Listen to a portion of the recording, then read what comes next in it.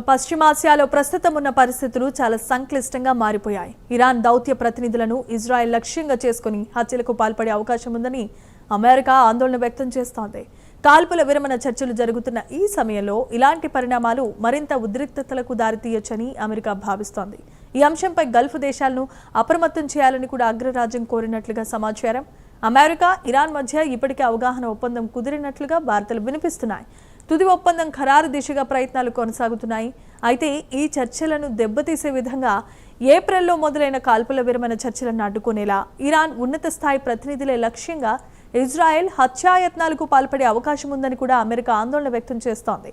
US మాజీ ప్రస్తుత అధికారులను ఉటంకిస్తూ అంతర్జాతీయ మీడియాలో వచ్చిన కథనాలు తీవ్రమైన కలకలం రేపుతున్నాయి.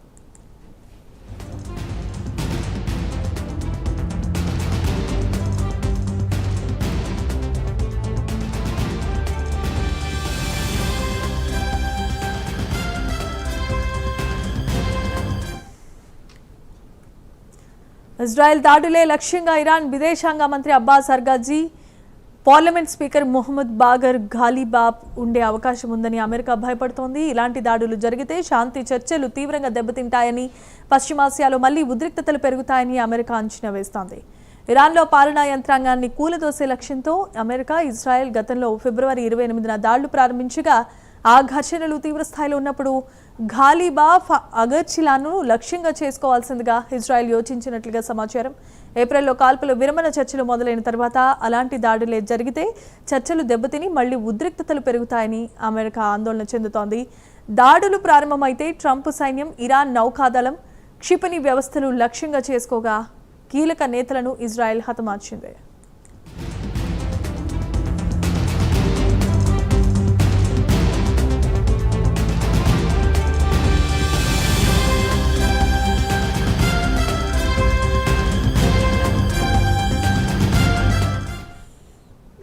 అలీ ఖమేనీ తర్వాత ఇరాన్ ఉన్నత స్థాయి నేతలు అలీ లారిజానీ, కమాల్ ఖరాజీ మృతి చెందారు. వీరిద్దరితో అమెరికా చర్చలు జరపాలని భావించింది. ఆ తర్వాత చర్చల్లో కీలకంగా వ్యవహరిస్తున్న అబ్బాస్ అర్గాజీ, మొహమ్మద్ బాగర్ ఘాలిబాఫ్లను ఇజ్రాయెల్ లక్ష్యంగా చేసుకోగలదని అమెరికా అనుమానం వ్యక్తం చేస్తోంది. వీరిద్దరూ ఇజ్రాయెల్ టార్గెట్ లిస్టులో ఉన్నారని కూడా సమాచారం. అయితే కాల్పుల విరమణ చర్చలు ప్రారంభమైతే యుఎస్ ఒత్తిడితో వారిని జాబితా నుంచి పక్కన పెట్టినట్లుగా తెలుస్తోంది. మొహమ్మద్ బాగర్ ఘాలిబాఫ్ 2 సార్లు మరణం అంచుల వరకు వెళ్లొచ్చారు. 2025 జూన్లో 12 రోజుల పాటు జరిగిన యుద్ధంలో ఈ ఫిబ్రవరిలో ఘర్షణలు మొదలైనప్పుడు చావు నుంచి త్రుటిలో తప్పించుకున్నారు. అలాగే అమెరికా ఉపాధ్యక్షుడైన జేడీ వాన్స్తో చర్చల అనంతరం టెహ్రాన్కు బయలుదేరినప్పుడు ఆయనకు హత్య ఒక ప్లాన్ కూడా జరిగింది. దాంతో పాకిస్తాన్ సరిహద్దుకు సమీపంలోనే ఉన్న ఇరాన్ ఎయిర్పోర్ట్ మషద్లో ఆయన విమానం అత్యవసరంగా ల్యాండ్ అవ్వాల్సి వచ్చింది. అక్కడి నుంచి టెహ్రాన్కు రోడ్డు మార్గంలో చేరుకున్నారని చెబుతున్నారు.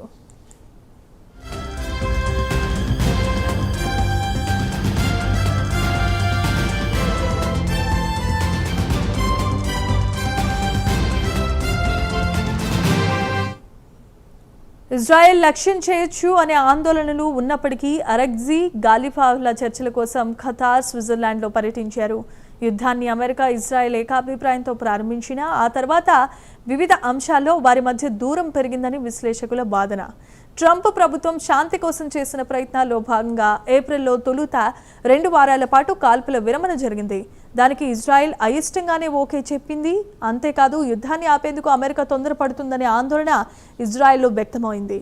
ఇప్పటికీ ఒకవైపు శాంతి చర్చలు జరుగుతూ ఉంటే ఇజ్రాయెల్ నుంచి రెచ్చగొట్టే వ్యాఖ్యలు వినిపిస్తూనే ఉన్నాయి. ఇరాన్ సుప్రీం లీడర్ ముజ్తఫా ఖమేనీ మరణ శిక్షకు అర్హుడు అని పేర్కొనడం, అణ్వాయుధాలను అభివృద్ధి చేసేందుకు టెహ్రాన్ను ఎట్టి పరిస్థితిలో అనుమతించబోమని ఆ దేశ రక్షణ మంత్రి చేసిన వ్యాఖ్యలు 2 దేశాల మధ్య మళ్లీ ఉద్రిక్తతలను రాజేసింది. అయితే అమెరికా తన పెంపుడు శక్తులను అందుబాటులో ఉంచుకోవాలంటూ ఇరాన్ కౌంటర్ ఇచ్చింది.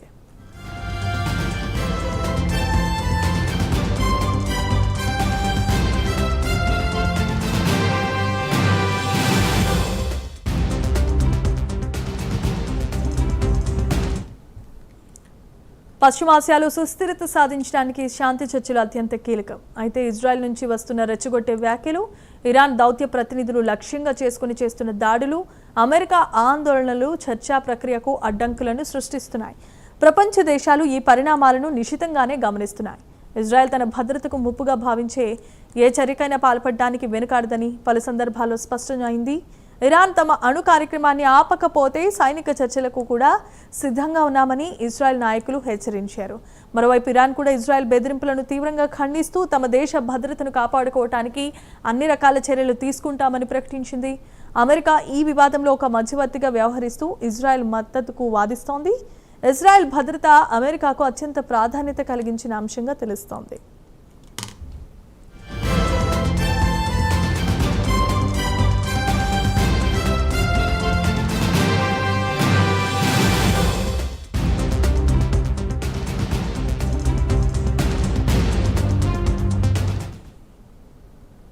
ఇరాన్ దౌత్య ప్రతినిధులను ఇజ్రాయెల్ లక్ష్యంగా చేసుకుని హత్యాయత్నాలకు పాల్పడే అవకాశం ఉందన్న అమెరికా ఆందోళన పశ్చిమాసియాలో ప్రస్తుతం సంక్లిష్ట పరిస్థితులను ప్రతిబింబిస్తున్నాయి. శాంతి చర్చలు జరుగుతున్నప్పటికీ ఉద్రిక్తతలు కొనసాగుతూనే ఉన్నాయి. ఈ ప్రాంతంలో శాంతిని నెలకొల్పడానికి అన్ని పక్షాలు సమన్వయం పాటిస్తూ దౌత్యపరమైన పరిష్కారాల కోసం కృషి చేయాల్సిందిగా అంతర్జాతీయ సమాజం ఆకాంక్షిస్తోంది. భవిష్యత్తులో ఈ పరిణామాలు ఎలా ఉంటాయి, ఉద్రిక్తతలకు ఎప్పుడు తెరపడుతుందో వేచి చూడాలి.